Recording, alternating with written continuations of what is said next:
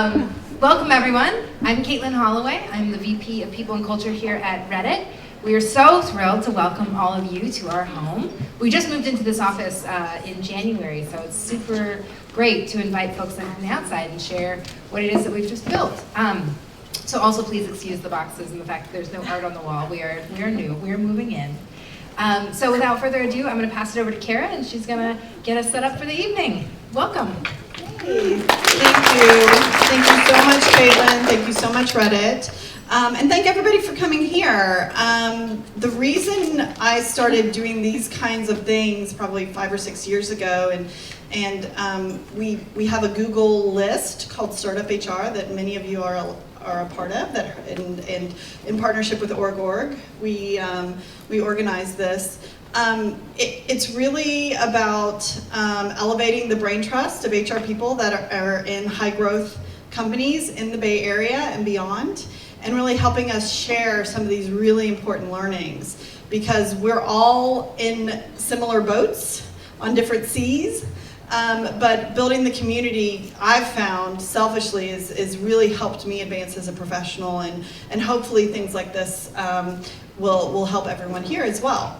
As a part of People Tech Partners, which is one of the sponsors of this event, what we do on that end, which is a project that my partner Robbie Peters and a number of the HR people here are a part of, is we look at early stage HR and recruiting tools, and our goal is to really accelerate those and bring them to market so that we can have more tools to help us do our jobs, because we have really hard jobs.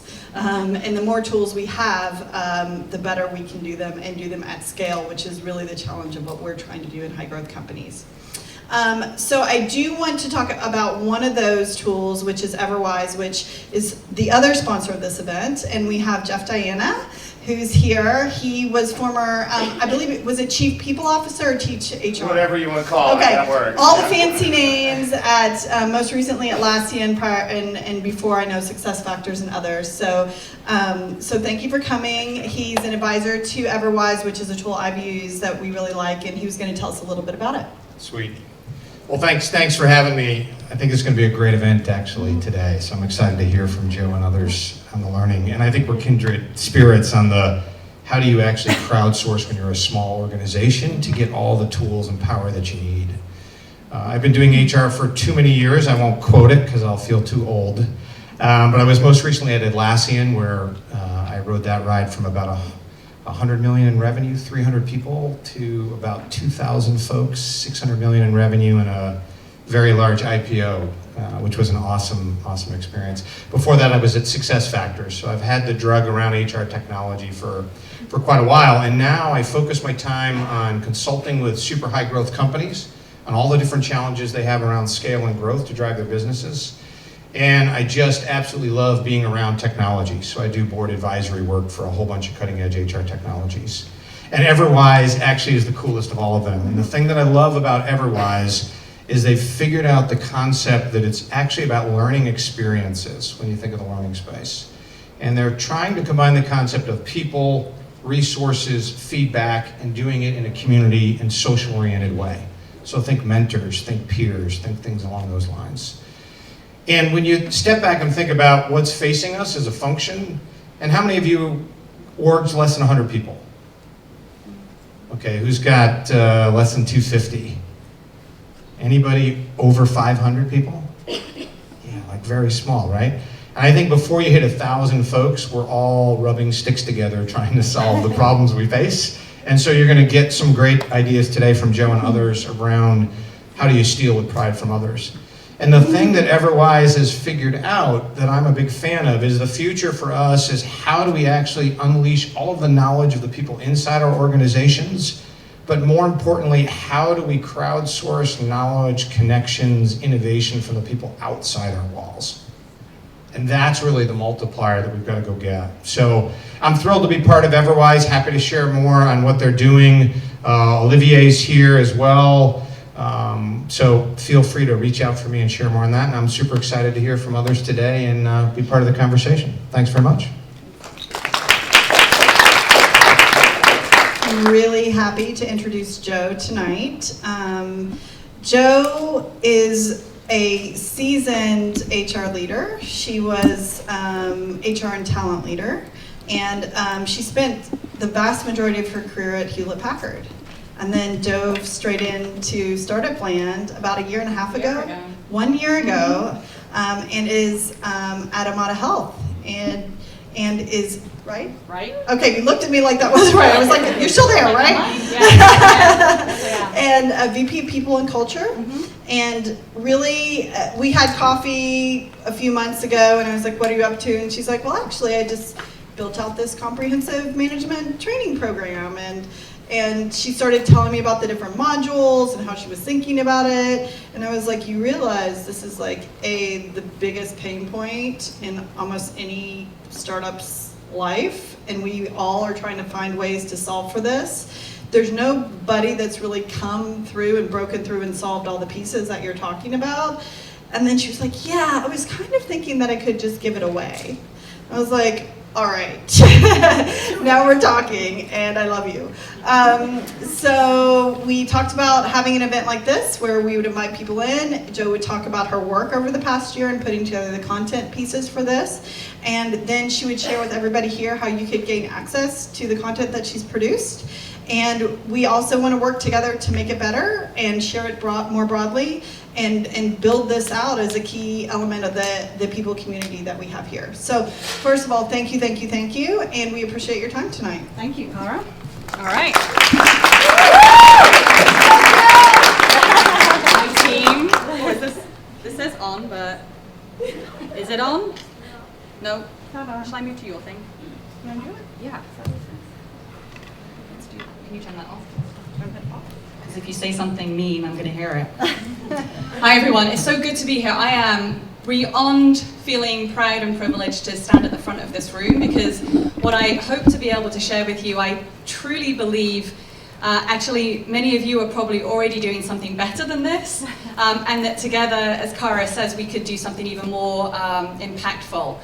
And the Cara, Jo, Mike Burgeon from Everwise connection is kind of fun in that Mike introduced me to Cara, Cara introduced me to the startup HR community, and the startup HR community changed my world. Coming from a 300,000 person company to a 250 person company and figuring out how to live my life and how to really support the business was dramatically different. And I can't tell you how many times I hung out in that Google group trying to figure out maternity leave, trying to figure out state law. So in part, this is about me giving back to everyone who shared all the things they shared in that community as a big thank you from me. So I got to figure out how I get my material up there. I think it should be. Let's see. Well, I think it's on, which is it plugged in? Working earlier, we know that much. If not, this is going to be a good test of whether I know what I'm about to present. IT? IT went home. I was like, go home. I know. We did the test. We could all hang out around my laptop. We'll get it back. I'm sure there's a joke on how many HR people. I know. Yeah. Come on up. There. Oh, This flashed. Power flash. and this flashed. Flashing. Stuff is happening. Things are moving. Yeah. This happens at every OME workshop too. Technology is amazing when it works. So maybe I get started and explain a little bit about who Omada Health is and then how it all came about. So who in the room actually knows who Omada Health is? Yay. You do? And you don't come in? Now we will. So Omada Health is 5 years old, and our mission is simple yet bold. Our mission is to inspire and enable people everywhere to live free of chronic disease. And right now, our chronic disease focus is people at risk of type 2 diabetes. We are a healthcare company first and a tech company second, which is interesting when those two worlds come together, because that can be a beautiful thing and a challenging thing. But we certainly see ourselves as healthcare first because we're trying to scale change through behaviors to prevent the onset of chronic disease like type 2 diabetes. OME came about really because of some environmental forces in my life and in Omada's life. First of all, I'm proudly stubborn in that I have a few core beliefs. First, I think that people managers are the absolute cornerstone to any company's success. If we can unlock their potential, they'll unlock their team's potential. Secondly, I think that HR professionals like us should be wildly connected with the company and the business and every single person there if that's feasibly possible. But we're not always the ones that should be at the front of the room. I love my business. I'm so sorry, Joe. Should we come back tomorrow? Maybe. I can keep going. I can keep going. So second environmental force that really kind of brought OME to life was T-shapes. So I think of myself as a fairly decent T-shaped person in that I've spent 20 years with a very big company. Some would say one of the original startups in Silicon Valley, and gone through some significant changes, good and bad, over those years, to a pocket rocket.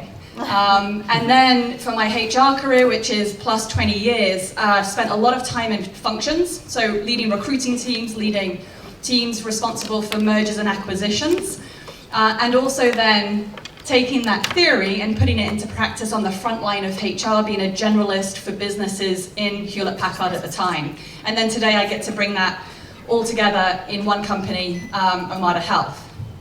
So the force of me being T-shaped and me being proudly stubborn about some fairly decent principles around management and organizations also was then coupled with a company that was ready. It's coming. A company, we're going to see what I remembered to say. All right.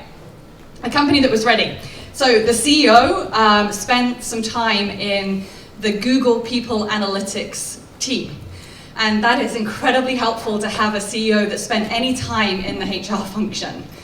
So he was very motivated to invest in a program like management development and was ready to sit on the front row at whatever workshop we were going to put on.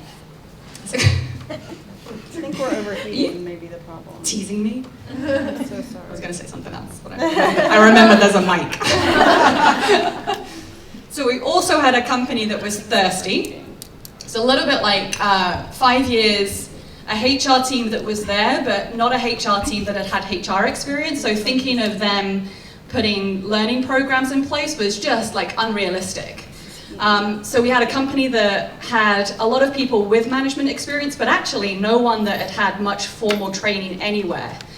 So people were really thirsty for any kind of leadership development, any kind of learning programs, whatever we could provide, they were going to take. So those factors of me being stubborn, me being kind of having a little bit of experience in a few different parts of human resources, which I thank every day for the time I spent moving around the function, and encourage anyone in my team to do the same as much as they possibly can. And then a company that was ready really helped give me support to think about how to tackle the management development opportunity that we had. And I knew we had to tackle it. I was seeing it every single day. You're gonna have to tell me what my next slide is. The next slide is, so what is it? What is it? Yeah, this one's gonna be tricky. Let's see if we can get this. I'm gonna I can dangerously close.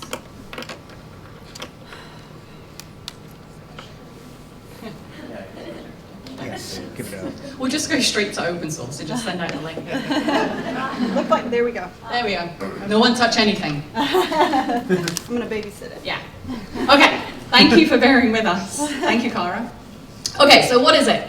OME, and I'm going to share detail on our agenda, detail on a couple of the workshops, so you can get a sense of, beyond the words that I'm saying, what was actually in there. But I had a choice, like all of us have the choice. Do I outsource this thing and go hire a very expensive third party, and then spend a lot of time trying to make sure that the content and the approach was going to fit our culture?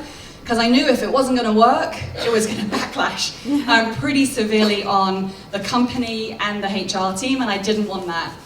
Or I could see if this was something that we could tackle by ourselves. I will say, and this is one of my learnings, this is not scalable. So it was really important that we did it this way this time for Omada, but I'm not sure that this is something that I would do time and time again at the same company, to put that kind of firmly in your mind. So what is it? It's a small batch, personally created management development program. And it's a series of 13 workshops that cover pretty much everything I think a manager would need to know about how to empower their teams to achieve more than their teams currently think they're able to achieve. And we decided to create that. We weren't going to outsource it.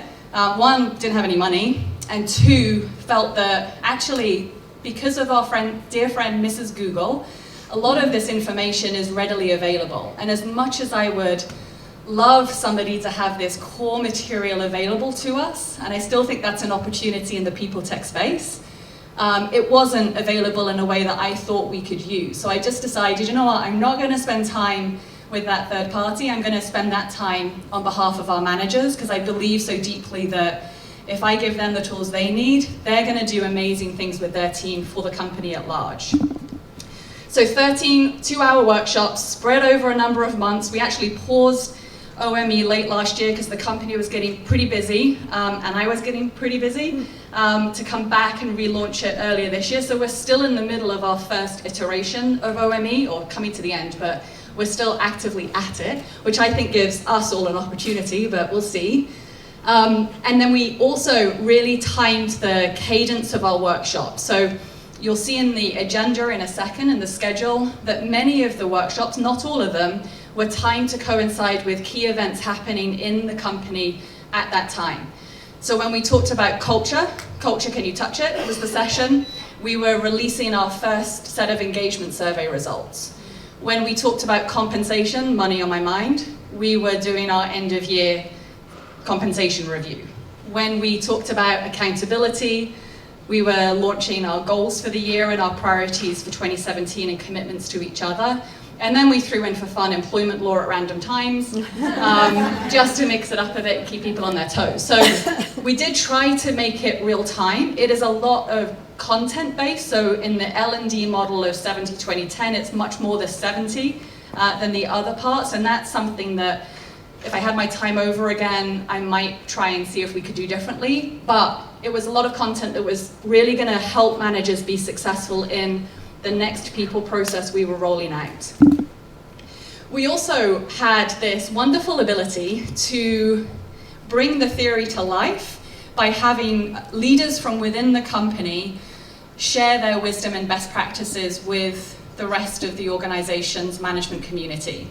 So as much as we've all got lots to learn, we also had lots to give too. And by the time we were doing this, I'd figured out who those people were that could talk about how the book High Output Management translates to their daily life. I could find the leader who really was tackling performance management in a very programmatic way, together with the leader who was tackling performance management in a very subjective way, and bring them into the session.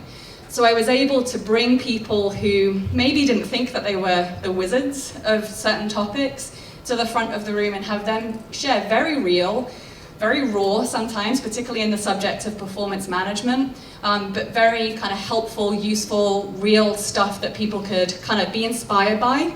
There's always a little bit of the HR trick of, I really want you to be inspired by what they've done so that you take this and do this within your team. And we had a wonderful set of leaders who were able to do that. And our flow, as the first set of white bullet points out, is that often the sessions start with that curated theory from Google. Then we go into Omada best practices from leaders from within or from individual contributors who have done something inspirational in that space.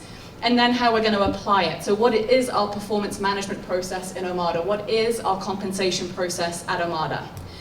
And then I always like to throw in a couple of pre-reads, although I will guarantee no one reads them. But I like to think that someone might, but throw in a couple of pre-reads here and there. The external experts have actually been probably the most inspirational about this. The community around Omada and in Omada is pretty special. We have investors who really care deeply about the company. We have people that we bump into once in a while who advise the CEO or his team across the years, who I kind of knew would help us if we wanted their help. So to give you some examples, when we ran our compensation session, Terry McFadden from Norwest came along and did a fireside chat with our CEO to give a board's perspective and investors' perspective on compensation. Because if I just told them why I wasn't going to give them any more budget based on our financial plans, that was going to be a HR-led, evil HR. But if we were going to give them the perspective of our advisors, our investors, that would give them a greater, rounder, balanced point of view of how we make compensation decisions. And also sessions led by third parties. Life Labs have been an amazing partner for us. I think many of us have engaged with the Life Labs team and had them run 2 sessions. And this is where I said, I'm not the best person to lead this session. I'm not the best person because frankly, I've got the compensation thing to figure out.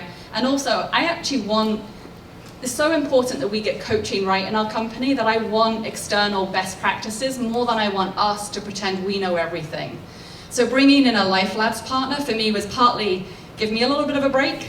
It was affordable, and I felt that they could help in 2 areas that I didn't think I would do the best job in.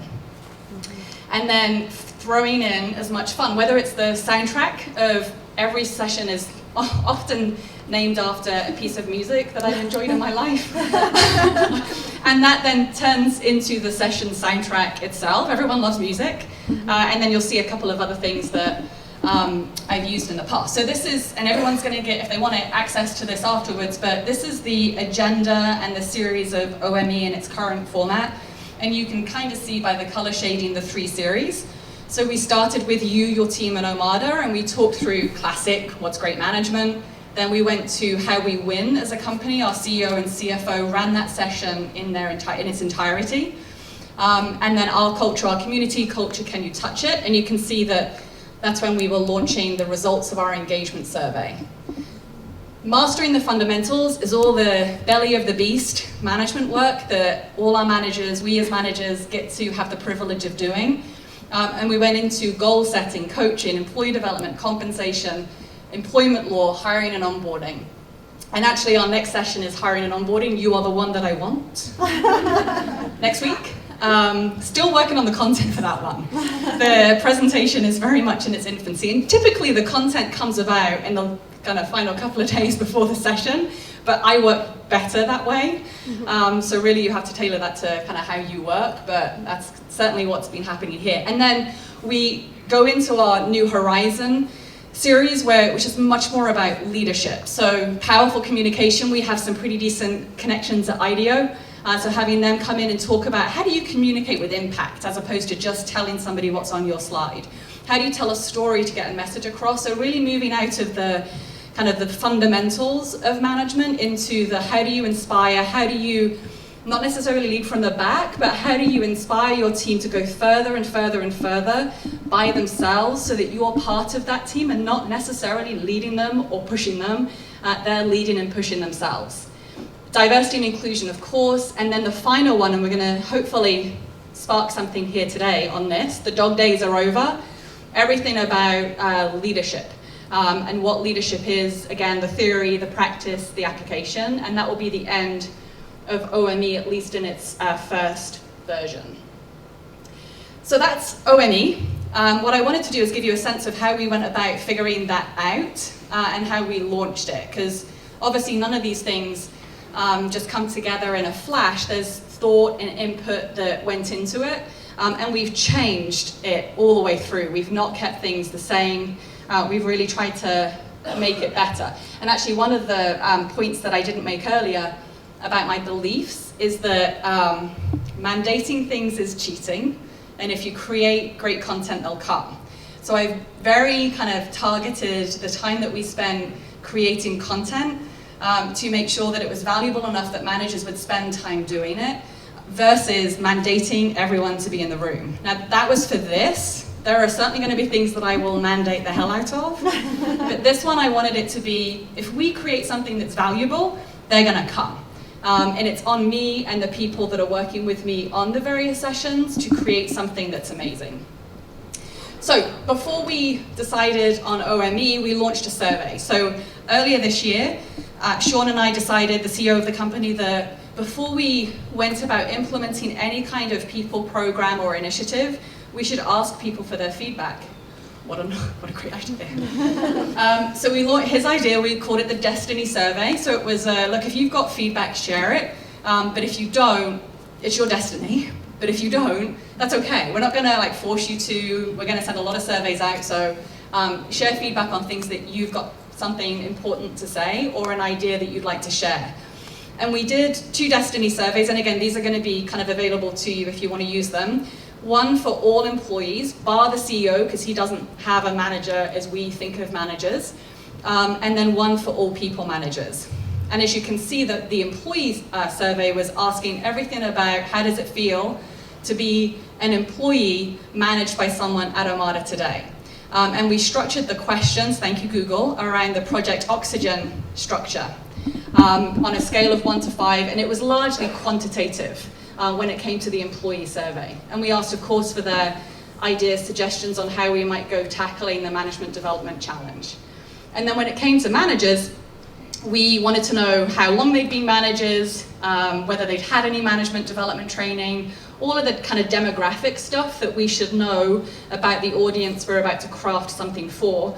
And then we asked them how it feels to be a manager most days at Omada. And it's kind of like the classic, we'd all probably see this if we did this in our companies, fly by the seat of your pants. We didn't have compensation processes really at that time. We didn't have a calendar of people events, so they didn't know when there was going to be a review or when you were going to get to give feedback on your manager or vice versa.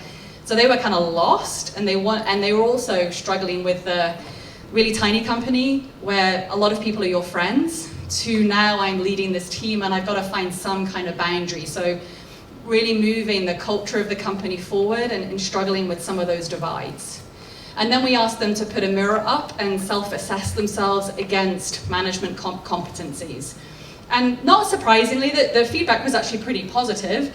Employees felt that managers could do better, and managers felt that they were pretty amazing. So it was kind of, but the richness in this was, one, asking for input before we made it, and I hadn't made any decision about OME at that point, and two, really trying to absorb that we had like 85% people participate in this, really trying to understand perspectives, inputs, ideas, and what some of the challenges were across the team. And also, and this is a byproduct of OME at large, it gave me a wonderful helicopter view of what was going on across the company, and ability to kind of dig into certain teams and certain opportunities that had a HR flag all over them.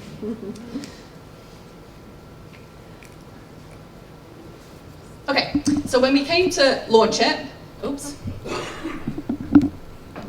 Hold on. We launched it in a pretty old-fashioned way. Oh, do you have a question? I do. Please.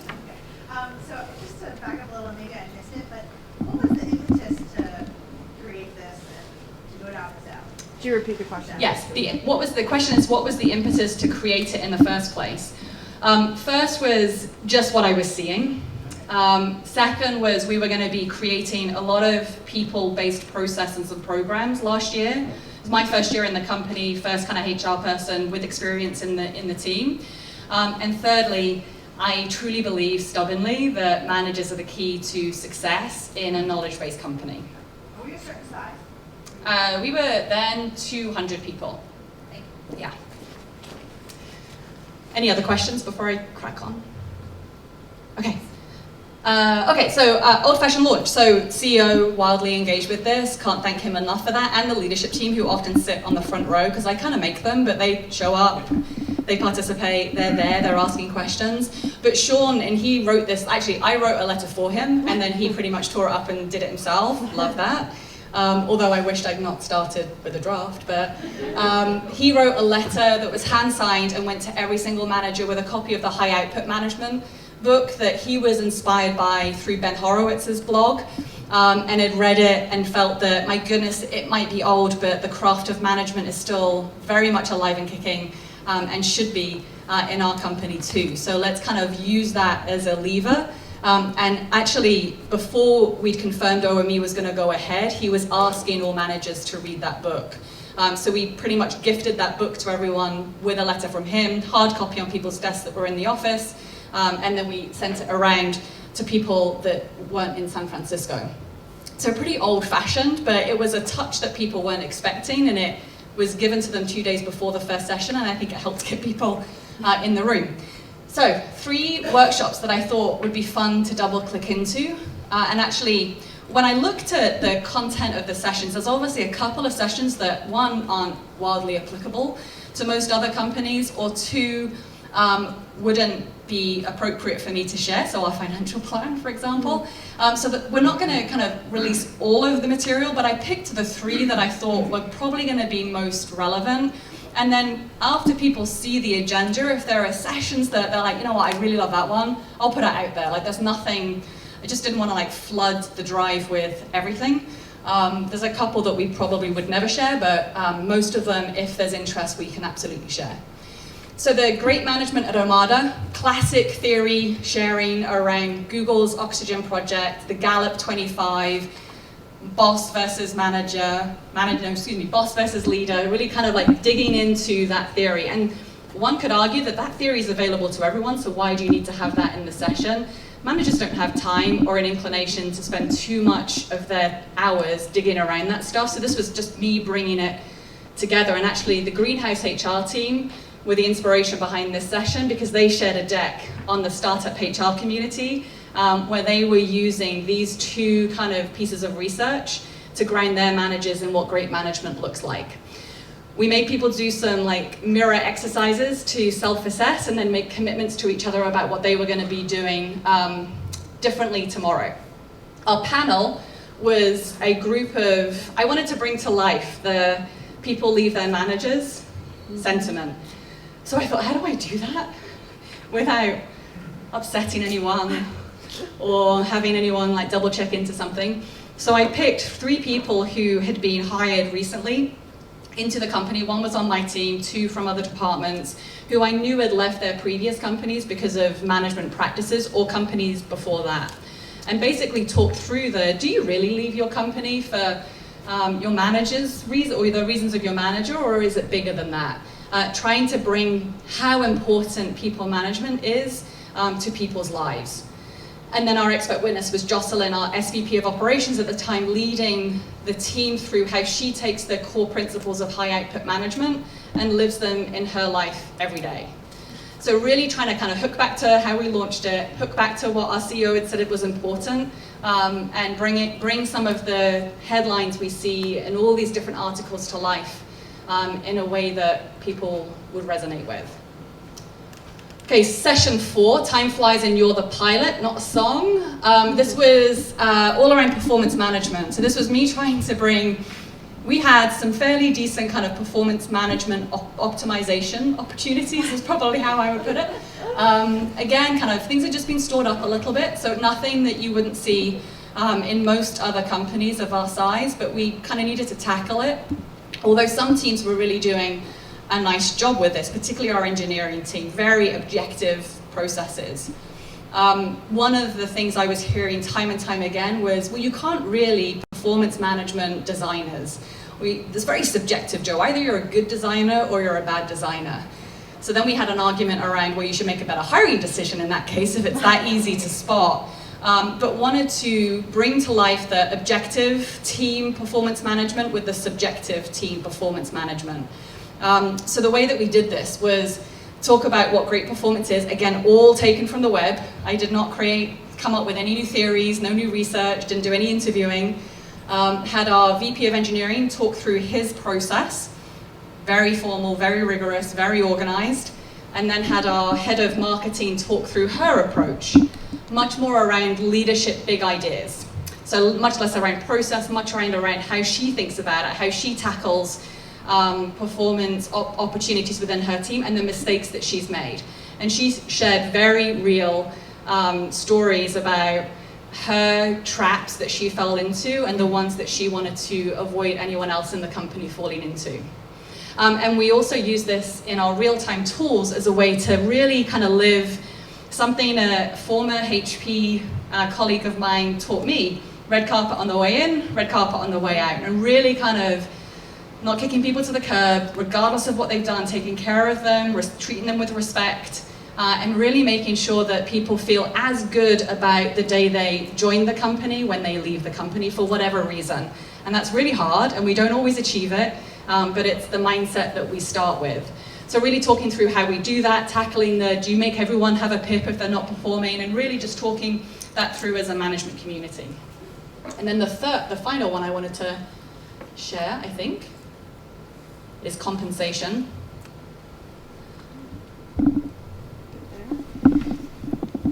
Boom. So money on my mind, famous British guy. So this is the one where Terry from Norwest came along, and that was a huge treat. So Terry leads talent for Norwest and helps advise board members, investors, and CEOs of talent decisions and investment decisions.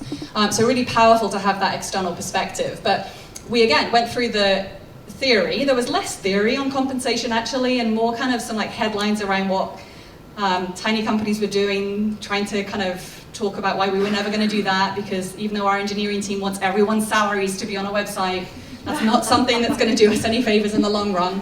But really trying to educate, and actually business goal for us last year was to really rise the boats on how educated people were about comp.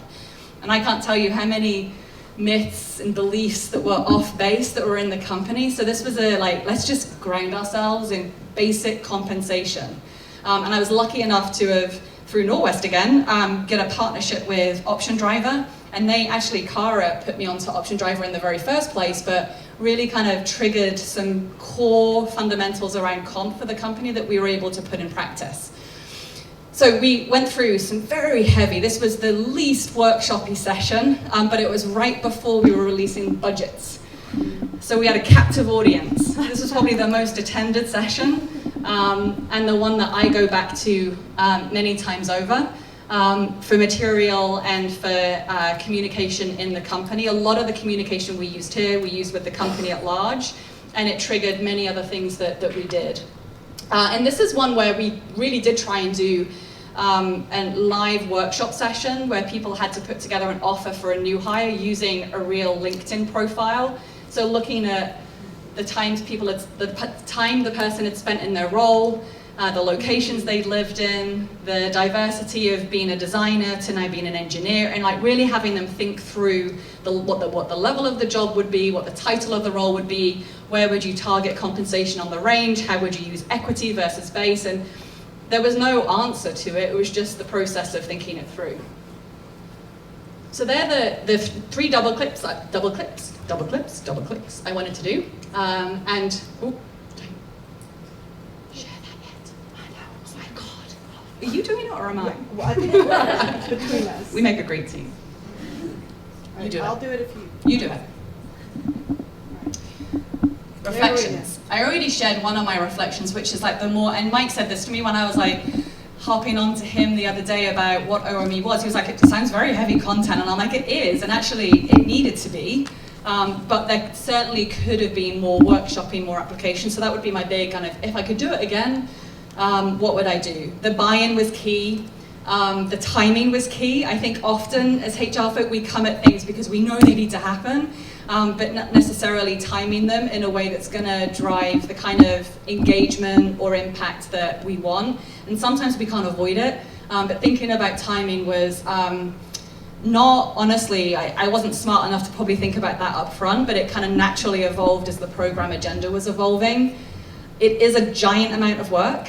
But for me, it's been so worth it, whether it's been the baseline for our management community or the fact that I was able to get even more connected with all our managers than I was just by kind of being in the office. So I felt much more connected with them. I felt much more of a relationship with the people that presented and created their own material. And it just really accelerated my journey with the team.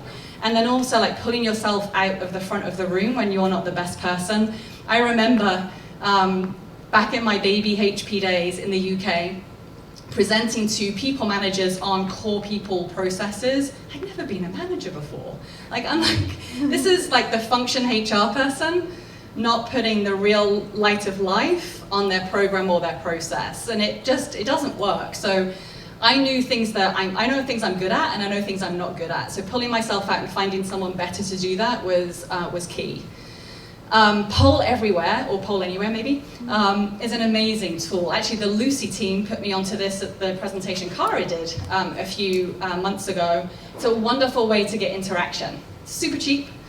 People participate answering questions via a mobile phone, and people love it. Like, everyone loves the quiz and seeing the results. So it's a kind of free tip that it's not free, but it's $20. So really a really nice way to bring some interaction, and then bringing the geekiness. So I'm definitely a bit of a dork when it comes to naming things after songs.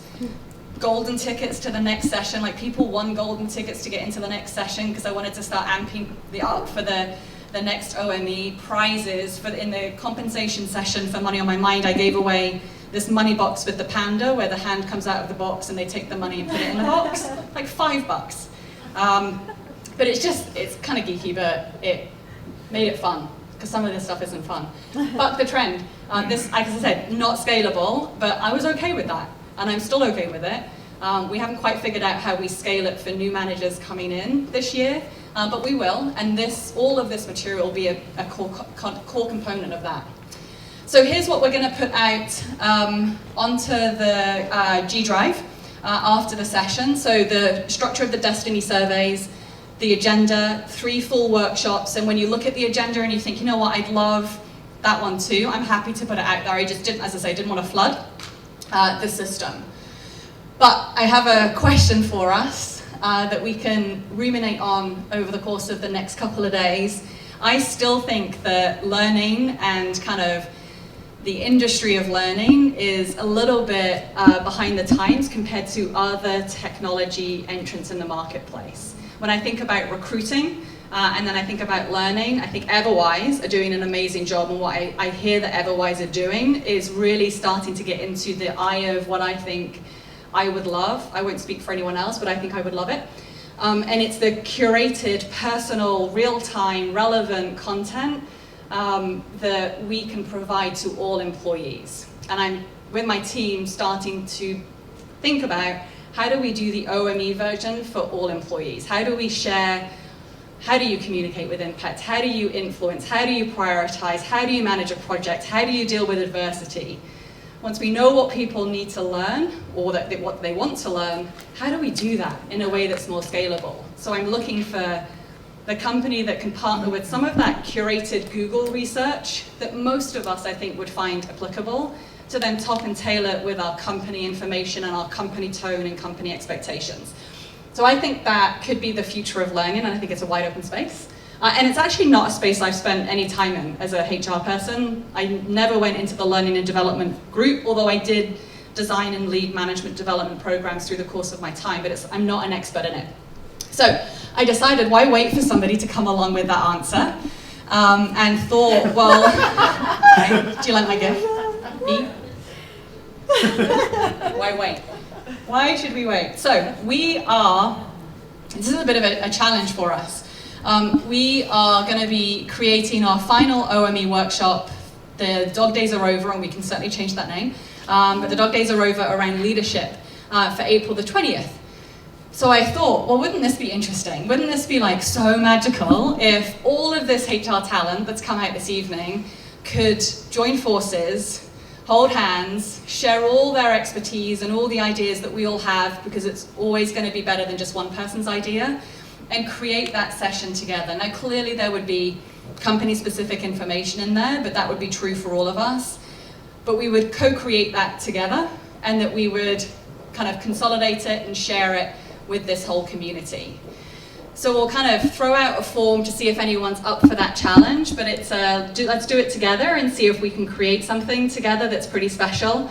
And then we'll be running our session on the 20th, and if people who join that journey want to come along to that session, they'd be more than welcome. But we thought that it would be kind of an interesting way to see if this co-sourcing thing and the power of this community could actually turn into something more impactful than just me sharing this content this evening. And I believe we don't need to wait for my thank you slide. But thank you.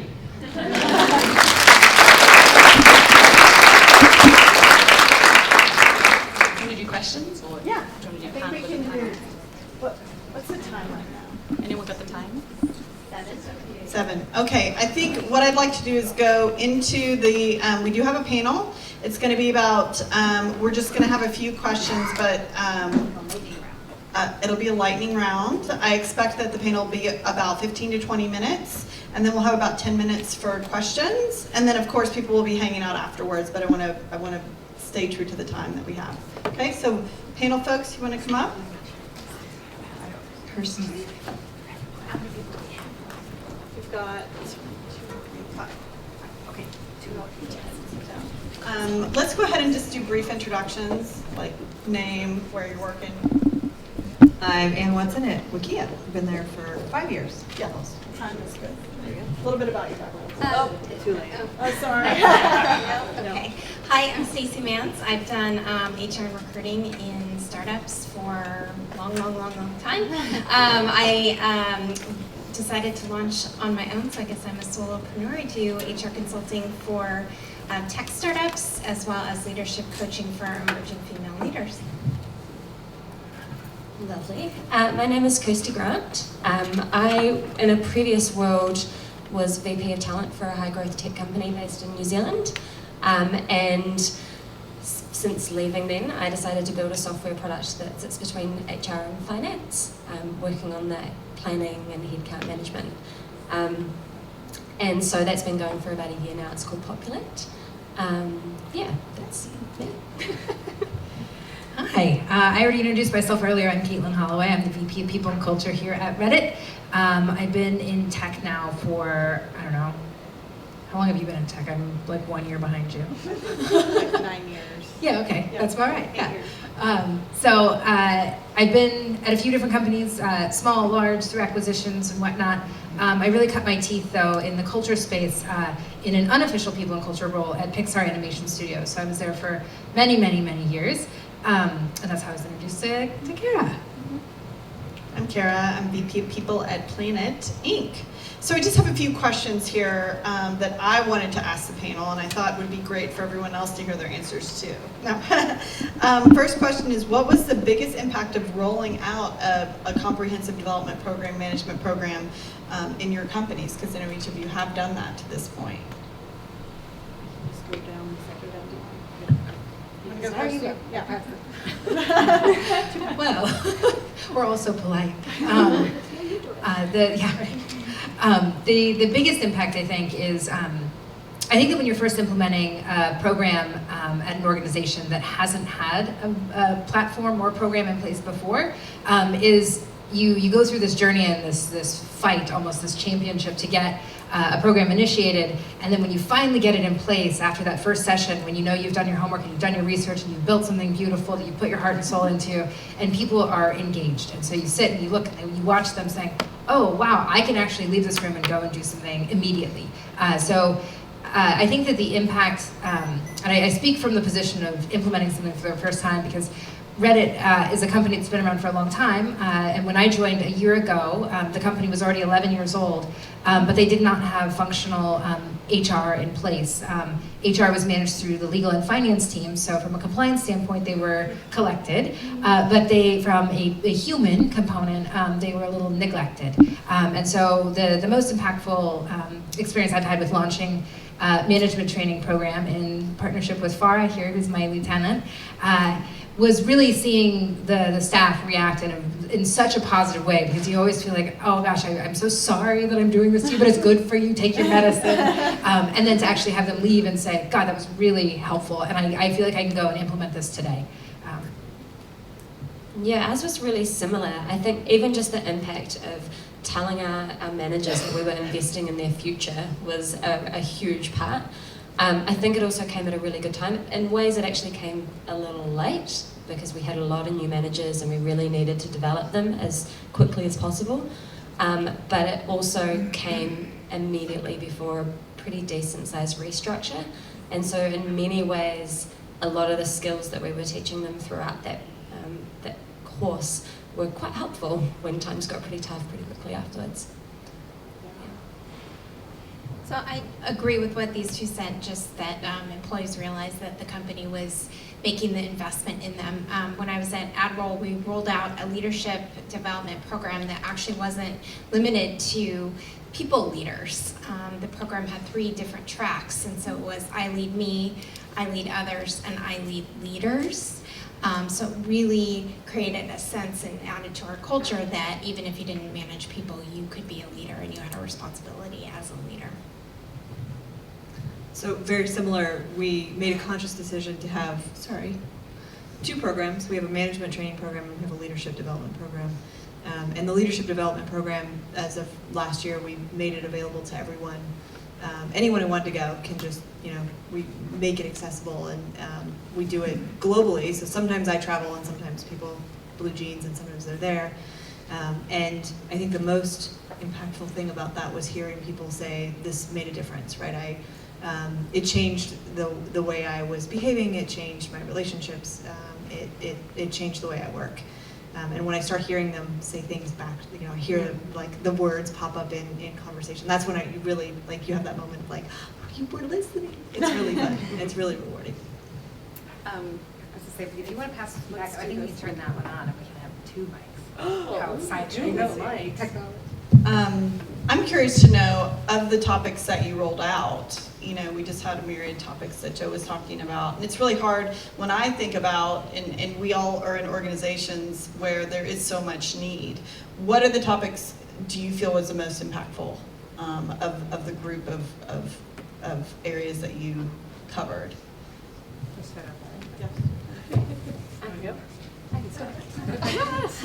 Now it's even worse, you've got 2 mics. This is fun.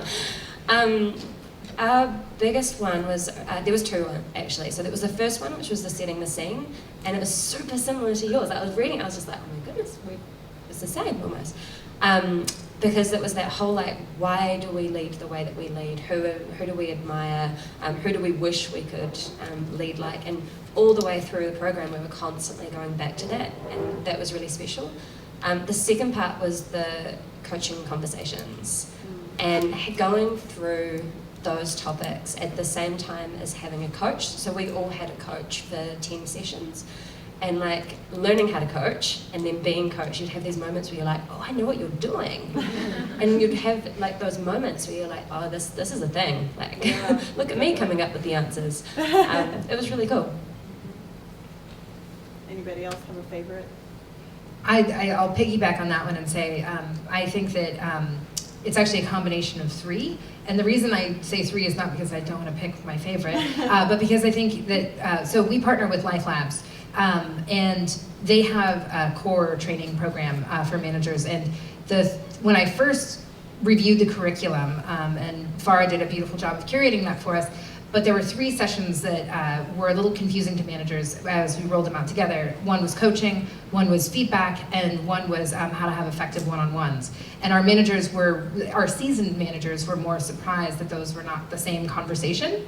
And so being able to identify the difference between what does it mean when I'm in coaching mode, what does it mean when I'm in feedback mode, and then what do our one-on-ones look like here?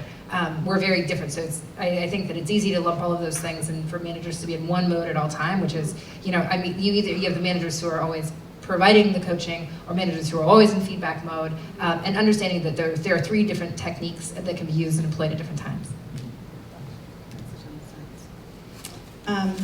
And my last question is, what have you learned after you've rolled these out? And some have rolled them out multiple times. What was your key learning? I guess we've learned a lot. What would you do differently?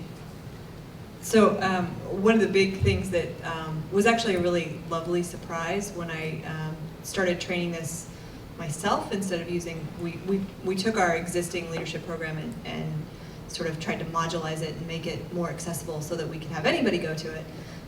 And the first group I did it with, I purposefully went to our office in Poznan, Poland, and taught it 4 times in 2 weeks to see if it translated. Literally, did it translate? Does this language translate to a group where English is their second, sometimes third language?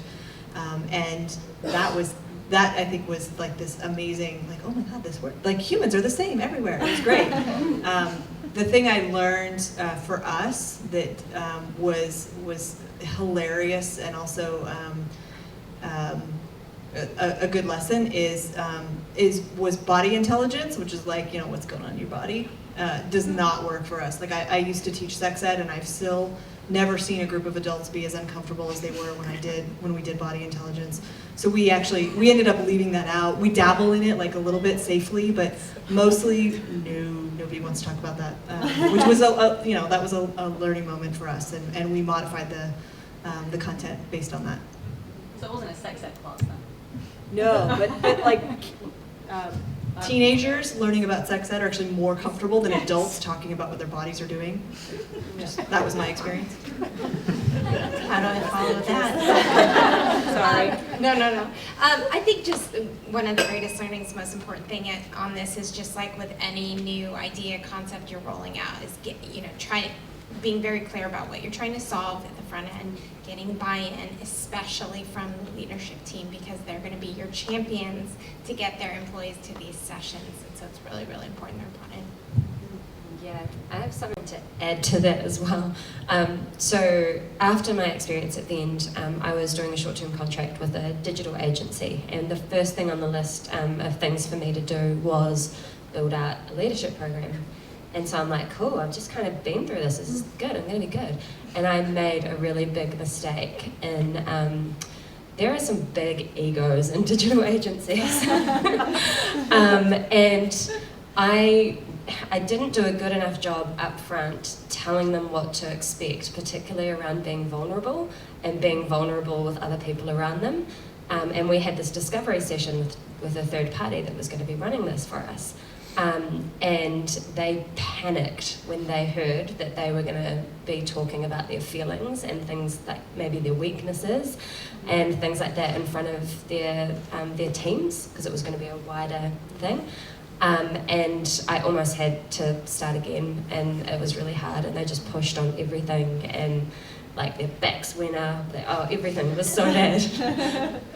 Yeah. So yeah, buy-in is important.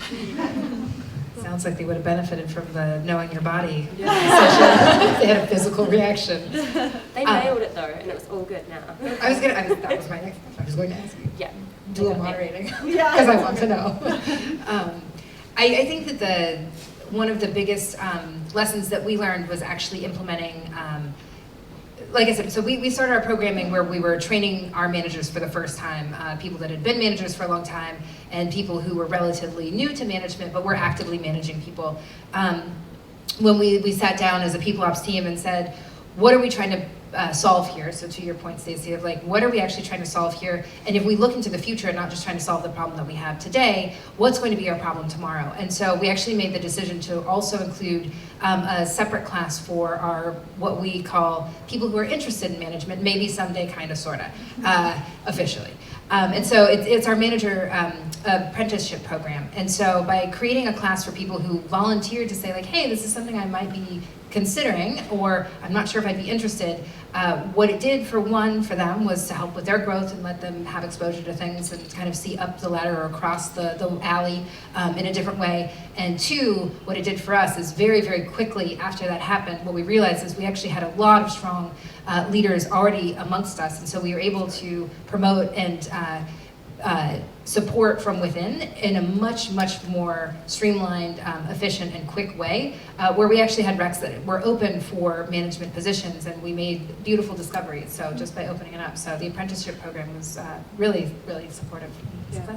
Letting anyone who wants to take management training is a great way. And just said letting anybody who wants to take management training take it that's a new learning for me. Yeah. So thank you for sharing that. I'm going to invite Joe to come up here, and then I'm going to open it up for Q&A. Can I have my seat? Cara, thank you. And if you could just repeat the question, if we have questions.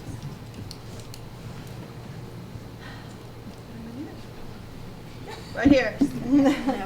I'm an avid Joe follower, so groupie alert. I'll actually give this to you. It'll be easier since So one of the things that you had shared with me, and I'm at Instacart, and we're definitely following OME's lead, and it's been incredibly helpful to have the framework, so I highly recommend it. We've done our own version of it though, and we actually have we're having cohorts of 20 managers at a time go through the whole program together and sort of creating dens and bonding and all of that stuff. But there's a lot of content that you cover that I would love to just like quickly get out to everybody all at once. And I know you said you sort of open each session and sort of kind of open free invite. So how do you sort of make sure that everybody's getting the goods and like getting what they need, and that you're not, you know, if you're not going to hold a comp session again for 6 months, that you know the right people are there and Yeah. Cool. Thank you. I don't know the answer to that question. So I don't know if people are getting, I mean, when we do our next engagement survey, because the last one was pre-OME, then I should get some sense of that. I chose not to get feedback on the session through a digital form, pretty purposefully, because we were doing a lot of those destiny surveys as we were figuring other stuff out. But I ask, like we have too many managers for the size of company we have, so that's my next challenge. But I'll ask them, are you getting what you need? And then Anna, who leads People Ops in the team, has been taking all of the content, getting it all documented, putting the processes together, and then launching it via our intranet. So it's there, it's available, and all the content is on a Google Drive, like we have an OME drive.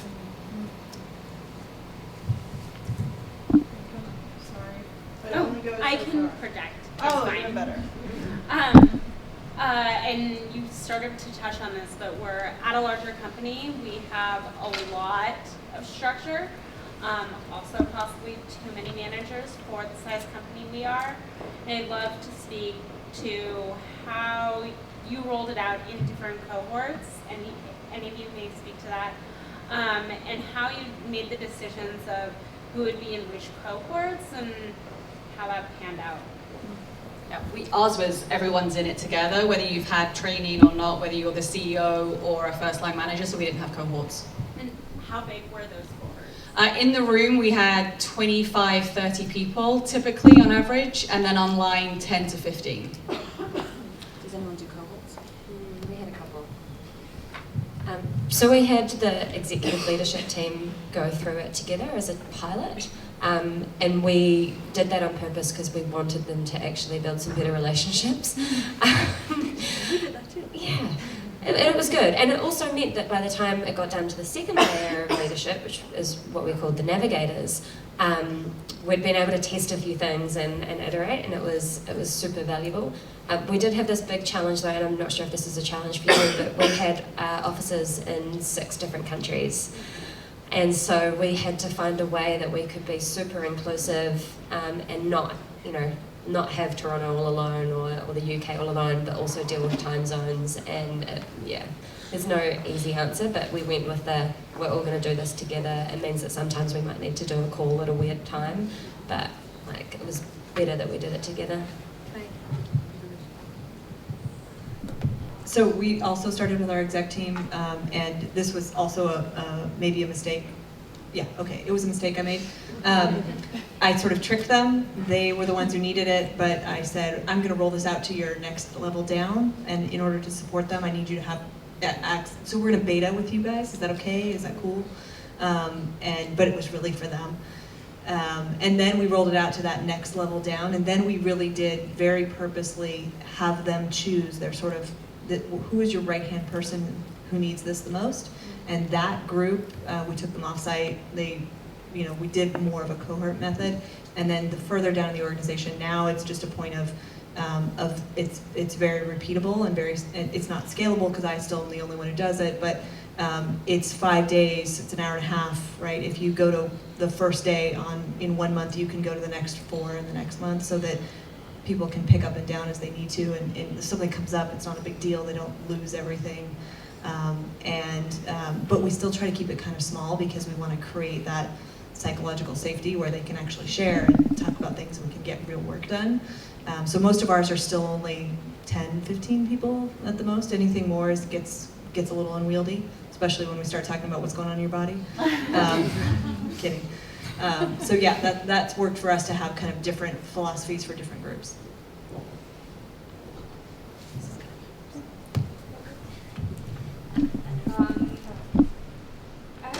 question about whether, like, how do you deal or handle managers that they're not, maybe they're not open to training, they think that they're good, they're like, I don't need training, and how do you handle that, and also, yeah, that's my question.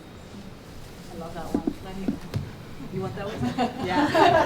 That's my favorite, because where I said I didn't mandate it, I definitely eyeball the room. I absolutely eyeball the room, and then honestly, so when somebody's missing a couple of the sessions, I'll go chat to them and say, hey, I haven't seen your OME recently, what's going on? Or when the manager who declines for the first time declines, and I think he's a very engaged manager, I find out, is it because the content's not working? So I'll check in. Not scalable, but I'll check in. And then when managers screw things up because they missed 3 sessions, frankly, we had a couple of those instances, made commitments around comp that were never communicated in that way. We will absolutely sit down and have a very tough conversation. And then that manager actually just asked, they've just been relieved of management duties because their job changed. And they asked to be back in OME. And I'm like, wait a minute, you weren't showing up when you were a manager. So I'll have the conversation. But that's like 55 manager communities, so if your group's bigger, it may not scale.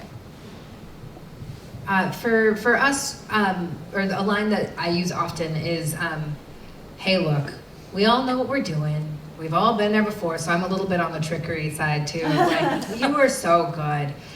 But what I'm really seeking here is for us to have a shared language. We are new leaders together, and we are, to support our culture, to support our values, and to make sure that feedback is heard consistently in the same way throughout the organization. This is really about our language here together at Reddit versus like, these are totally normal concepts and table stakes for someone in your role, and you're missing them. It's about creating a shared language. I find sometimes they show up. They'll show up if their team shows up. Yeah. So like the team starts to come to the meeting and they start to use the language and they start to be more involved in their feedback. They start being leaders, and suddenly the managers are like, what is the next one? Because I think I need to go to that. So that, and then the other thing is, if it doesn't resonate, it doesn't resonate. And I'm not trying to convince anybody that this works, so not forcing it has really helped a lot. That's when you ask them to lead a session. Yeah, that's when you ask them to lead a session. I also wanted to point out the surveying you did on the front end. I found that to be really engaging. It's like, help us, that's the servant leadership, right? It's like, tell us what your needs are, and then we come to the table and you say 43% of you identified this as a need, and by the way, we're responding to that with this particular workshop. That's a much more compelling conversation than show up on Wednesday or else. So I'll hand over here and then Eliza. Thank you. Thank you. Real quick, I'm new and I'm not sure about the logistics. You had mentioned, Joe, about access to the materials on the G Drive, Google Drive, I'm assuming. But how do I get access to that? How does that work? Cara and I are going to figure that out, but we think we're going to send a survey form out. So if you want it, you throw your email address in, we put the email address on the drive, you get access to it. Thank you. Yeah. Yeah, that's it. We're gonna probably send the form out in the next couple days. Right. Sounds good to me. Sign me up. Perfect.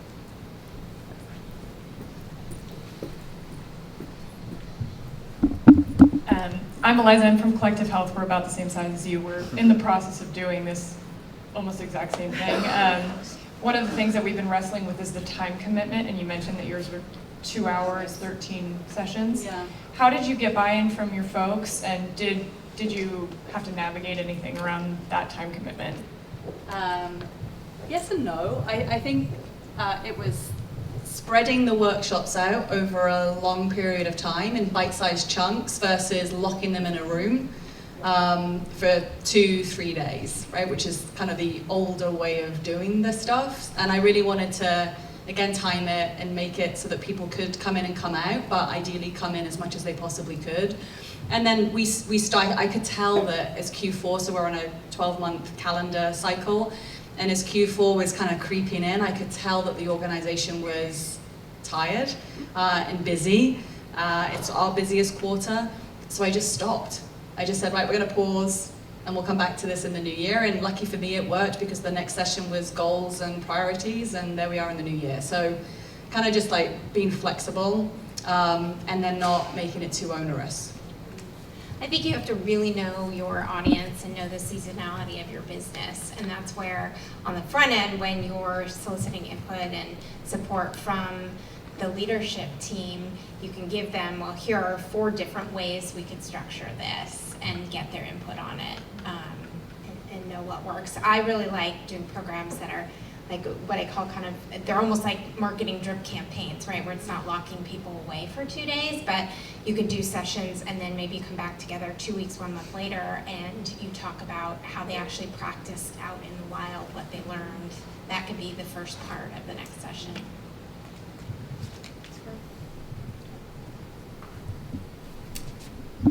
Last call for questions. Okay, well, big round of applause for everybody up here. Thank you so much for coming. We do have a video of this evening, so if you have folks that weren't here that you think would like the video, let me know. I'd like to distribute it only to people that know somebody who is here and know the context of what we're talking about. I could be convinced otherwise. But thank you so much. Totally appreciate it. Please get a glass of wine and some food on your way out. Thank you, Jeannie. And thank you so much to Everwise folks and Reddit for making this happen. Have a great night.